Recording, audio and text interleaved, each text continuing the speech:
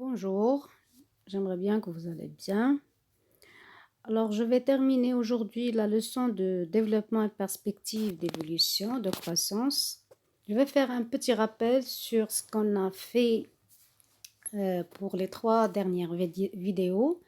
On a parlé des notions de base, croissance et développement. Et on a défini les 2 notions parce qu'on a besoin de faire la différence entre ce qui est quantitatif, la croissance, et ce qui est qualitatif, le développement, et mettre en œuvre les différentes relations avec les 2 notions. Donc, comment par une croissance on peut aboutir à un développement ou l'axe. Après, on a passé aux indicateurs du développement. Et après, on a parlé un peu des indicateurs du sous-développement, les typologies des pays, etc. La dernière vidéo, on a parlé des facteurs qui expliquent, et les théories qui expliquent le sous-développement.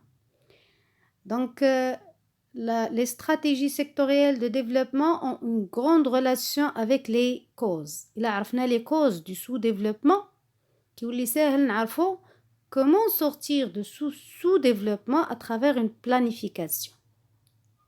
Et si vous vous rappelez un peu, parmi les causes du sous-développement, ou bien les critères communs entre presque tous les pays sous-développés, c'est un déficit commercial chronique.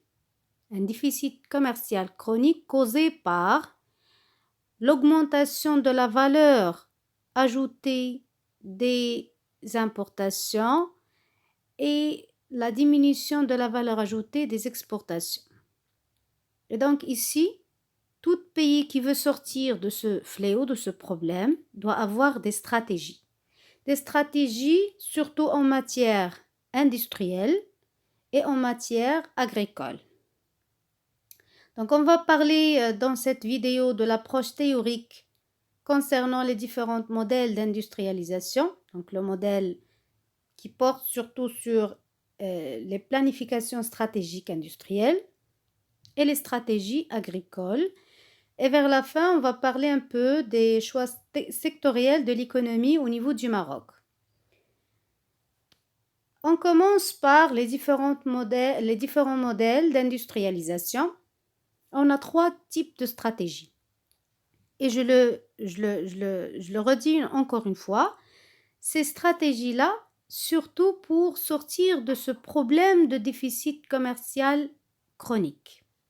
Donc, il y a 3 types, les stratégies d'industrialisation par substitution aux importations ou par substitution aux exportations et stratégie d'industrialisation par industrie industrialisante, et on va développer كل وحدة بوحدها.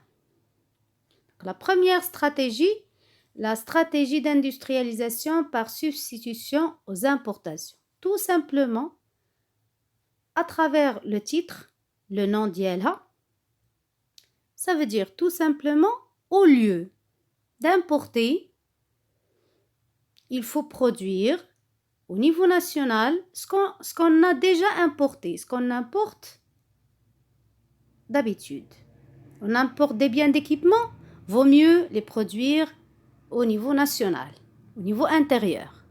On importe des produits alimentaires, vaut mieux les produire au niveau national. C'est ça l'idée. Donc remplacer ce qui était importé, اللي كنا كنشريوه شحال هذا من l'extérieur, il faut le produire localement, nationalement. Donc les caractéristiques bien sûr de cette industrie a aussi des limites, mais on va voir les caractéristiques وحدة بوحدة. Alors cette stratégie a pour objectif de promouvoir une industrie nationale qui puisse satisfaire les besoins préalablement satisfaits par des importations. Ce qu'on vient de dire. Donc ce qui était préalablement satisfait par les importations, il faut avoir une industrie nationale qui remplace ce qui était importé. Donc l'État joue un rôle. L'État va jouer un rôle dans les 3 stratégies. باش تعقلوا عليها حيت تعطاوكم les caractéristiques في هذه les stratégies. l'État, on va voir que elle va jouer un rôle pour les 3 stratégies هذه اللي سنهضروا عليها وجوج اللي مازالين. Donc, pour promouvoir une industrie nationale, l'État finance les investissements d'infrastructures et assure la protection du marché intérieur. L'infrastructure qui l'assure automatiquement, c'est l'État. Et donc, pour avoir une plateforme, une base, l'État doit financer l'investissement d'infrastructures. Il ne faut pas dire seulement qu'il faut avoir une industrie. Donc, l'infrastructure est un élément important qui assure l'infrastructure, bien sûr, c'est l'État. Maintenant, si on arrive à avoir cette industrie, une fois le marché intérieur satisfait par quoi? Satisfait par une production nationale qui remplace les importations déjà achetées de l'extérieur. D'accord? C'est ça, le marché intérieur. Ce qu'il y a dans le marché intérieur, c'est la production intérieure, le PIB, normalement plus importation, moins les exportations. Les importations vont diminuer, donc la production nationale va de la part des importations, augmentation du PIB. Et donc, si ce marché intérieur est satisfait, les pays doivent choisir entre ou bien s'orienter vers l'exportation, l'excédent les échecs, ou bien s'orienter vers l'exportation, soit mener le même processus dans le reste du système industriel. Au départ, c'est l'idée sur un élément, sur une branche, sur un secteur industriel. من بعد ملي تنجح العملية تندوزو لحاجة أخرى. Alors ça, c'est les caractéristiques d'industrialisation par substitution aux importations. Bien sûr, c'est une stratégie. Ici, on ne parle pas du Maroc. Pour ces stratégies-là, on ne parle pas du Maroc seulement. On parle de n'importe quel pays qui veut sortir du stade de sous-développement, des tiers-monde, de pays de Sud, et arriver à être un pays développé ou bien industrialisé, pourquoi pas. Pour les limites, bien les inconvénients, bien les obstacles. La protection élevée est permanente. La protection contre quoi? La protection élevée contre les importations. Est permanente à contribuer à maintenir des coûts de production élevés. Et c'est normal.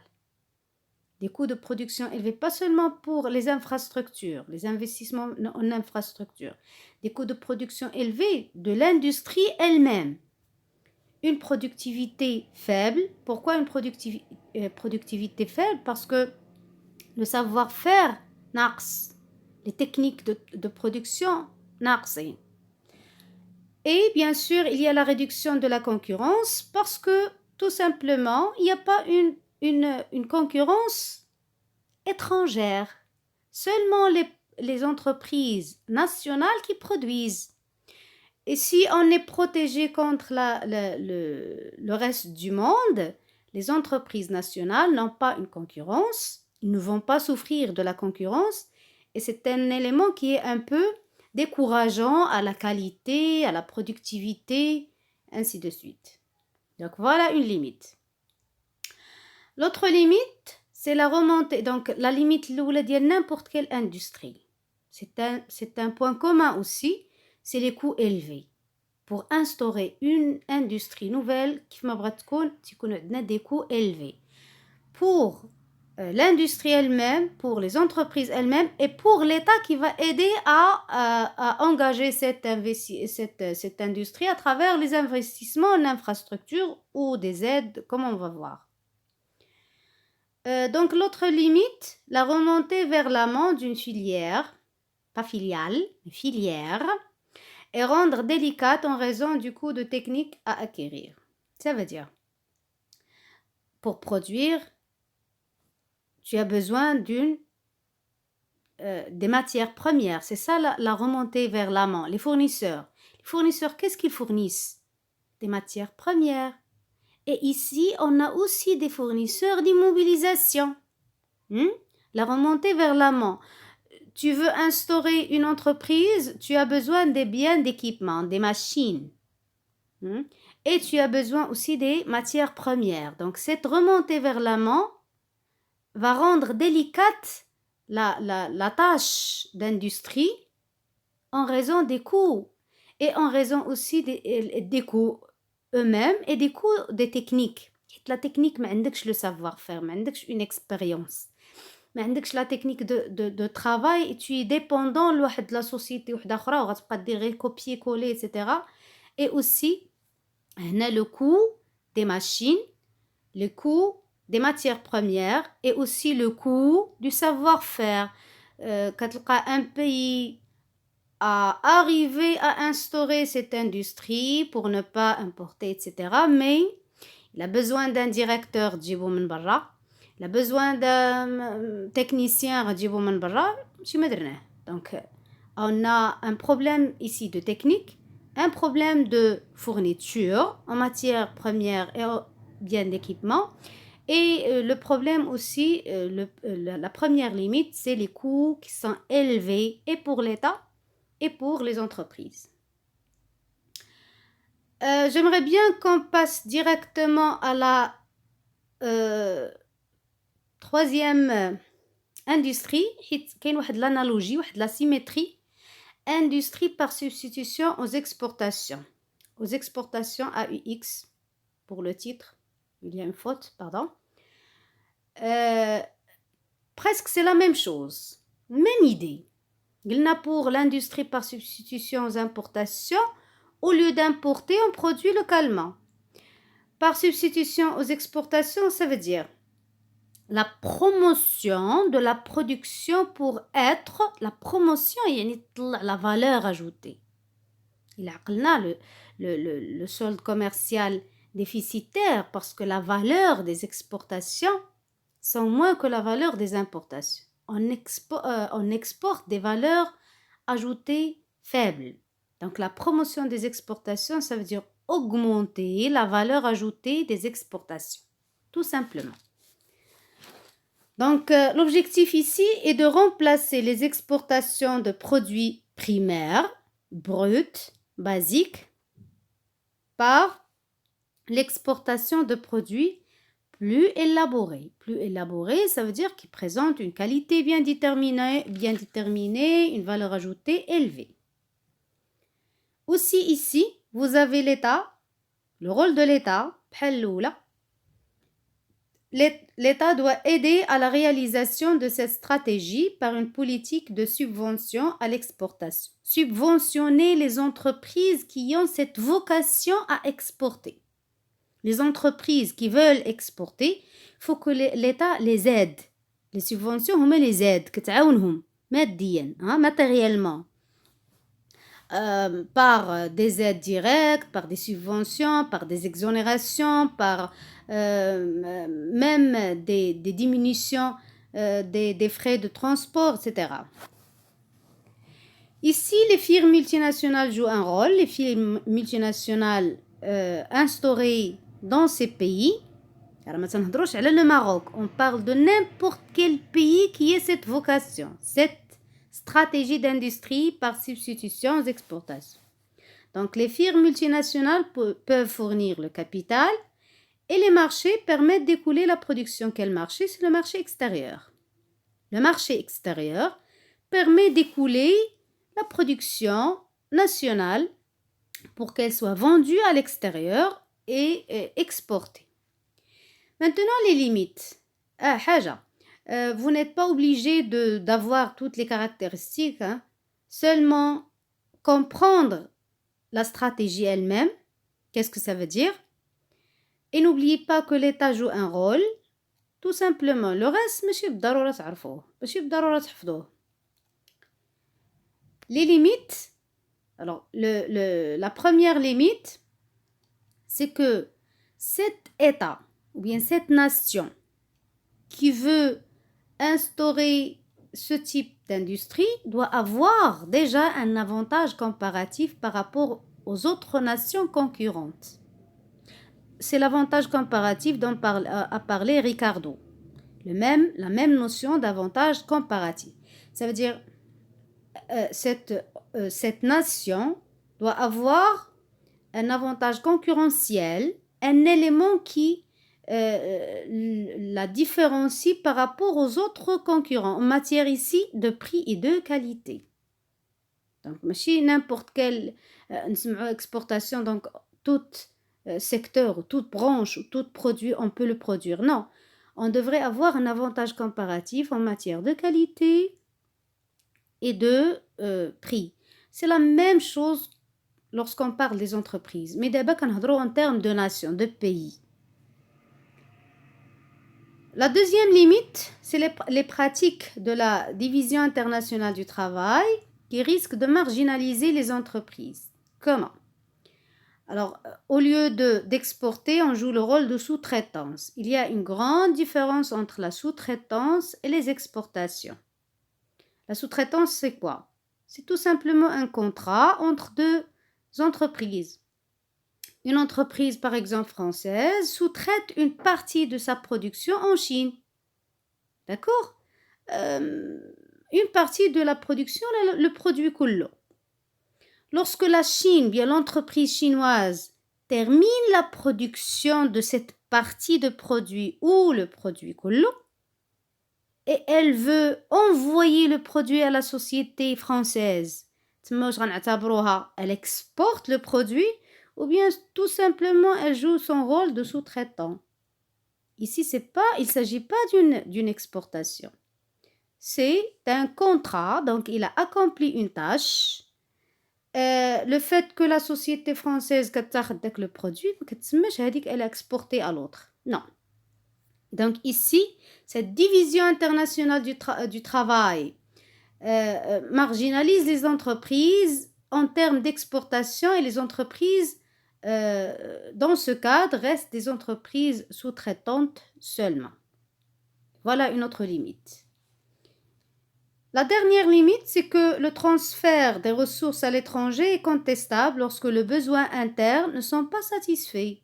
Quand est-ce qu'on exporte?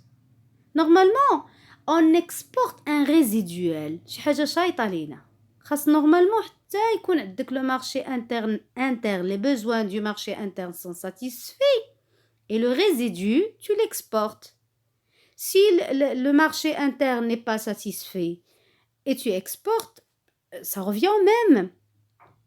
Il y aura des problèmes au niveau interne. C'est vrai que le commerce extérieur va s'améliorer, mais on aura des problèmes d'inflation, des problèmes de pouvoir d'achat, etc. Donc, ce transfert de ressources à l'étranger peut avoir des effets néfastes si jamais les besoins internes ne sont pas satisfaits. Et on revient normalement à la deuxième stratégie, qui est la stratégie d'industrie par industrie industrialisante. هذه راه كتكون مطلوبة بزاف في الامتحانات. Normalement, vous êtes demandé باش انكم تعرفوا la différence بين هاد les trois stratégies. إلا عرفتوا la différence, et c'est simple d'avoir la différence. هذيك les importations, الأخرى les exportations, هذه حاجة أخرى. On va la voir, c'est quoi. Alors, certaines industries sont susceptibles d'assurer la propagation du processus d'industrialisation à l'ensemble de l'économie. Ça veut dire qu'il y a des industries basiques ou bien des industries de base qui auront des répercussions positives sur d'autres industries. بحالاش l'industrie chimique, la chimie. Si un pays arrive à avoir une industrie chimique, ça se répercute sur quelle autre industrie? Par exemple, l'industrie pharmaceutique, les laboratoires, les laboratoires, aussi les médicaments. Donc, c'est une industrie qui a des effets d'entraînement sur une autre industrie. L'exemple الآخر, la sidérurgie. La sidérurgie العادي اللي كنعرفوها الصدور. Mais ماشي الصدور العادي ديال الدرب, non. La sidérurgie, c'est une industrie basée sur la transformation des métaux et surtout l'acier et le fer. le fer, le hadid. Si on a une... Ça, c'est une industrie lourde, hein? Les industries lourdes. Par exemple, Sonacide. Sonacide, c'est une entreprise au Maroc qui a cette activité de sidérurgie. On va avoir besoin de ces types de fer en quoi? En d'autres industries. هي كدير la sidérurgie ديال le fer. اش غنديرو بيهم؟ D'autres industries بحال les bâtiments, le secteur bâtiment. واخا ماشي industrie هذا. Les autoroutes et هذا الجسر وكذا باش كيتصاوب بالحديد. الابراج même اللي كيداروا. Donc c'est une industrie basée sur une autre. C'est des industries de base. Si les États peuvent avoir cette notion d'industrie basique, ils vont aider d'autres industries à se remonter. Aussi la mécanique. La mécanique aussi, c'est une industrie lourde de base qui peut avoir des effets positifs sur d'autres industries. L'automobile, l'aéronautique, tout ce qui est mécanique, tout ce qui est industrie basée sur la mécanique va aussi se développer. C'est ça, industrie industrialisante. Une industrie de base qui a des répercussions sur d'autres industries et qui a des effets d'entraînement sur d'autres industries. Aussi pour les caractéristiques, on a l'État. L'État est le principal acteur de cette stratégie vu l'importance des coûts des investissements. Bien sûr, ce sont des industries lourdes. صناعة ثقيلة.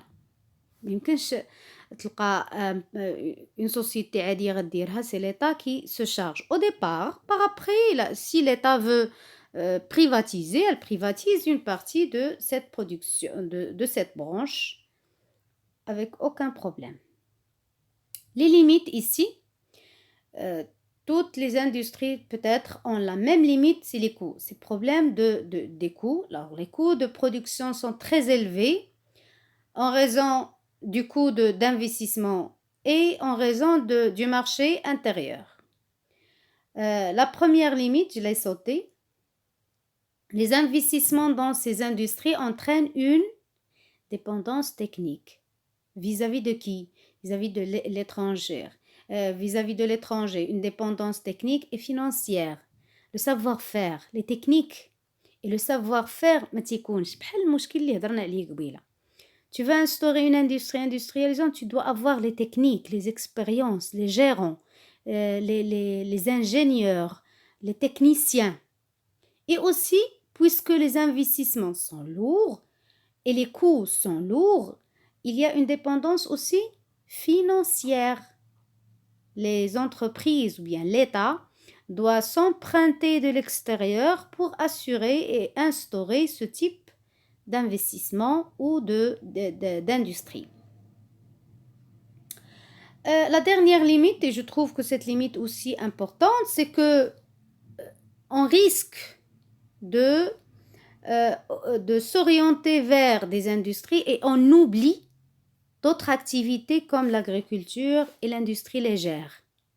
Donc, l'effort consacré entraîne parfois le sacrifice ou d'autres activités comme l'agriculture et l'industrie légère. L'industrie légère, il y a comme le textile, l'agroalimentaire, etc. Donc, puisque ça demande des coûts d'investissement et les coûts d'investissement sont très limités, tu risques de sacrifier les activités vitales pour une grande tranche de citoyens. Deuxième stratégie, on a terminé avec les stratégies d'industrie ou les stratégies industrielles. Maintenant, les stratégies agricoles. Aussi, pour ces stratégies agricoles, on ne parle pas du Maroc, on ne parle pas du cas du Maroc. Faites pas référence au cas marocain.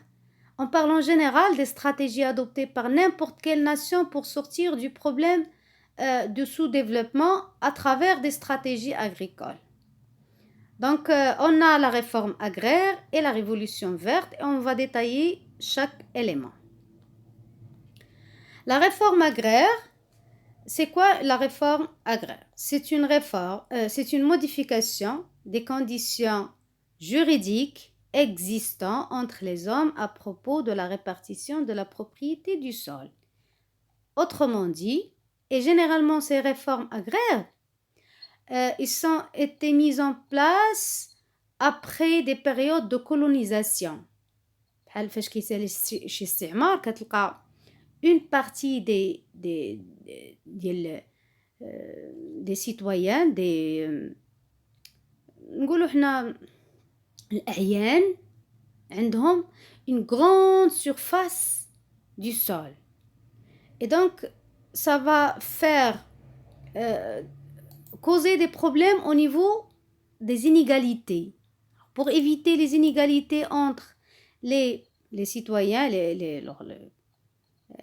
surtout après, comme j'ai dit, la colonisation, il faut redistribuer les terres pour ne pas avoir des grands propriétaires et وحدين ما عندهمش كاع la propriété foncière. كنهضروا هنا على les propriétés foncières يعني la propriété ديال الأرض أراضي. La réforme agraire, c'est la redistribution, ça se base sur la redistribution des terres pour ne pas avoir des grands propriétaires fonciers et des autres qui n'ont rien du tout. Et bien sûr, ça c'est par la loi. Les gens seront obligés de respecter ces réformes. Ces réformes ont été mises en place en Paraguay, aussi en France, après la Révolution française. Et c'était très très intéressant à l'époque.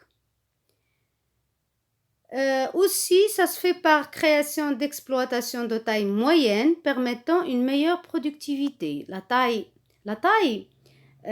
normalement, غنشوفوها حتى في l'autre réforme. La taille moyenne, c'est mieux que la taille, la grande taille, et c'est aussi mieux que la très petite taille. La taille moyenne permet une productivité. Donc ici, les objectifs, c'est, comme on a dit, c'est pour corriger surtout les inégalités foncières en matière de redistribution de terres. L'autre stratégie, c'est la révolution verte. La révolution verte, c'est le contraire. Donc, la réforme agraire, au lieu d'avoir une très grande surface, on la redistribue avec d'autres personnes. Mais pour la révolution verte, c'est le contraire. Au lieu d'avoir des très petites surfaces, chacun a une très petite surface, on va collaborer et avoir une surface moyenne pour qu'on l'exploite mieux qu'avant. لو واحد عنده واحد لا سيرفاس صغيره تاع المحراث لهذا غيخدم غير بالمحراث ce qui est traditionnel. Et on a parlé, si vous vous rappelez, que les caractéristiques de sous-développement, surtout l'agriculture, se caractérise par le dualisme, l'existence de ce qui est traditionnel et moderne. Le moderne permet une productivité, un haut rendement. On peut même utiliser les engrais, l'irrigation. ماشي بحال petite surface, les personnes ne peuvent même pas travailler comme il faut. Donc ici, on parle surtout dans la révolution verte d'agrégation. Le mot agrégation est mis en œuvre au Maroc à travers des associations et des aides aussi de l'État en collaboration entre les petits agriculteurs. Les petits agriculteurs se collaborent بحال جمعيات وكذا. Il mit en œuvre l'ensemble de ces surfaces foncières et il bénéficie des aides et aussi l'introduction de variétés de haut rendement, l'utilisation d'engrais, comme j'ai dit, et l'irrigation. Pour le Maroc, le choix sectoriel de l'économie marocaine. Ça nous intéresse aussi de plus. Ici, j'ai pas fait un détail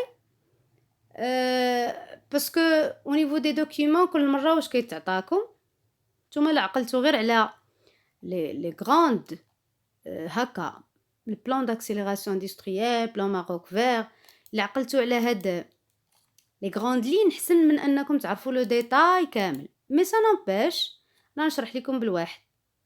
Donc les choix sectoriels de l'économie marocaine portent sur 4 axes. Le premier axe, c'est l'industrie. Deuxième, l'agriculture. Troisième, tourisme. Et quatrième, l'halieutique. L'halieutique, c'est ce qui est maritime, tout ce qui est les ressources, bien sûr, monsieur le parlement, les ressources maritimes. Donc, pour l'industrie, les choix sectoriels, en bref, c'est les stratégies adoptées par le Maroc. Je n'ai pas stratégie. C'est faire des planifications, des plans basés sur, bien sûr, des éléments et avoir une date bien déterminée sur le long terme pour comparer les réalisations avec les planifications. C'est seulement un plan d'accélération. Le plan d'accélération ici, industriel, qu'un laps de temps 2014 jusqu'à 2020. Le plan précédent سميتو plan d'émergence industrielle هو اللي غتلقاوه بزاف التمارين كاينش بزاف التمارين ديال plan d'accélération industrielle حيت يلاه nouveau. Alors que pour les exercices et même les examens vous allez trouver le plan d'émergence industrielle حيت هو اللي كان ديك الساعة d'actualité. Donc il est remplacé par un autre plan d'accélération. Bien sûr, c'est une stratégie adoptée par le Maroc. Il a des objectifs, ces stratégies, il y a des axes stratégiques. L'objectif de ce plan d'accélération industrielle 2014-2020, c'est l'objectif de création de 500 000 emplois d'ici 2020. يعني de 2014-2020, اللي احنا فيها دابا.